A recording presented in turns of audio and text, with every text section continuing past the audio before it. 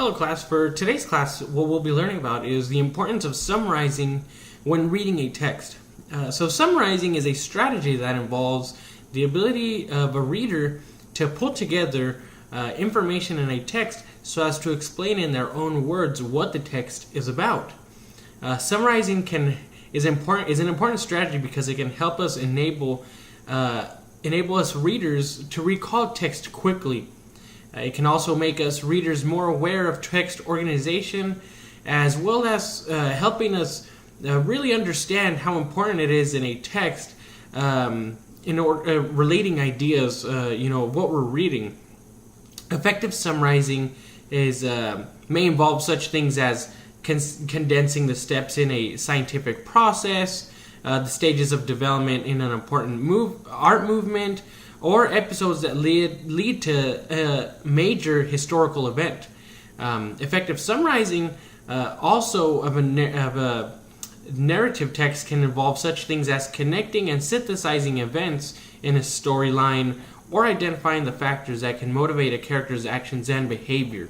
So for today I'll be reading a little bit of an excerpt on wonder. This is in the beginning portions of the book, and I'll be reading, and we'll also be summarizing a little bit of what we read so that we can put things together to get in the text together. All right.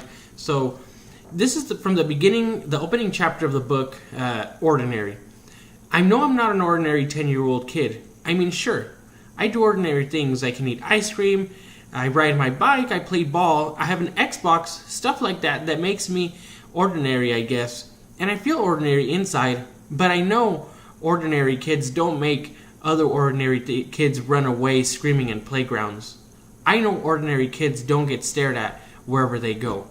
So just summarizing this one paragraph, we can summarize or think about or make connections that, this child that we're reading about might not be normal.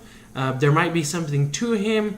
He sees himself as a normal kid, but he knows he's not normal. He does normal things as other kids, as play Xbox, eat ice cream, but unfortunately it seems as though he might not be normal.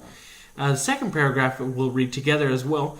If I found a magic lamp and I could have one wish, I would wish that I had a normal face that no one ever noticed at all. I would wish that I could walk down the street without people seeing me and then doing that look away thing.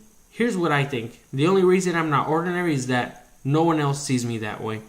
So now, by summarizing this paragraph, we can really get a little more knowledge or an understanding of why this kid might not be ordinary or normal as other kids. It seems as though he might have, unfortunately, something wrong with his face. So just with these two examples, these two paragraphs, we can summarize about 1, he's a young kid. 2, he sees himself as normal. And 3, but he knows he's not ordinary because other people stare at him.